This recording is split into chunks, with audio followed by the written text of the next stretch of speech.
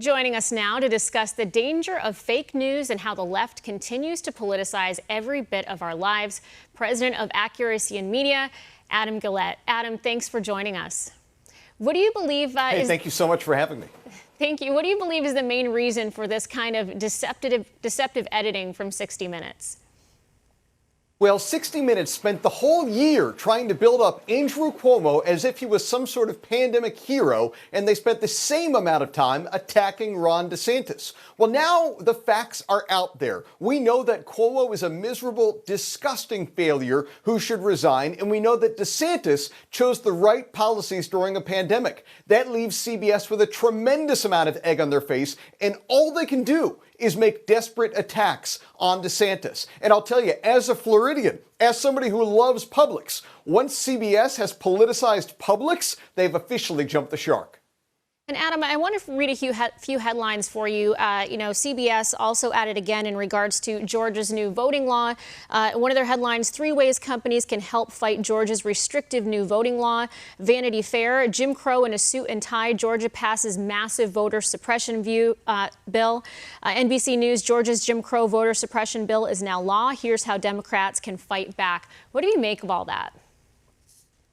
Well, we've been saying for some time at Accuracy in Media that these folks aren't journalists, they're activists, and this time they admit it. Because after they deleted the tweet, they reposted basically the same thing, but said, here's how activists can fight the law. Well, we got it. They admit it. That's what they are. They're activists. That's how they view themselves. They masquerade. They pretend to be people here to inform. But in reality, they are part and parcel of the progressive movement. They are allies to Joe Biden and the Biden-Harris administration. They're not here to inform the American public. They're here to push a radical agenda, and it's time for them to be called out. Adam, how do we hold them accountable? Well, we do action alerts at Accuracy in Media where we send them emails, where we make phone calls, where we expose their hypocrisy again and again and again. It seems that they're shameless, but what's great is that we're seeing new outlets come out and take their place, like this fantastic channel, obviously, and that's what the American people are moving toward. They're sick of being lied to. They're sick of activist journalists. Yeah, there was the 2021 Edelman Trust Barometer released back in January, and it said for the first time ever, fewer than half of all Americans have trust in traditional media. Yeah, that means half of them are probably watching this channel, I suppose, if they've got any trust left, because to believe the things that you see in the New York Times, to believe the things that you see in CBS News, it's fantastical. Even the writers of these stories don't believe what they're writing. They've been caught in hidden cameras saying that, listen, we know our audience, we know what sells with our audience, so we have to write what they want to read. Essentially, they publish fan fiction to appease their audience because that's what's going to get the clicks. They're not interested in informing. They're not interested in speaking truth to power. They're only interested in writing salacious, ridiculous stories to get clickbait clicks. And we've got another election coming up in 2022. A lot of talk about that right now, especially with these Georgia election laws. What are your concerns as it relates to the media and their involvement?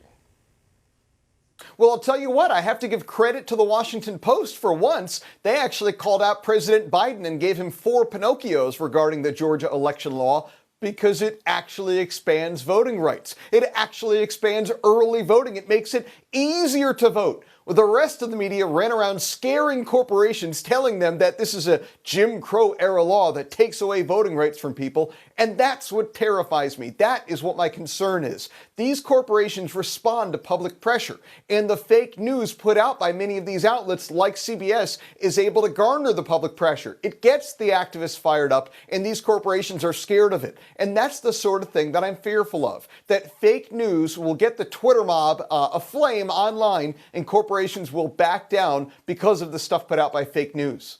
And we're certainly glad that more and more Americans are turning to networks like One America News to get their real news. And Adam, we really appreciate you coming on the show tonight. Thank you. Thank you for having me.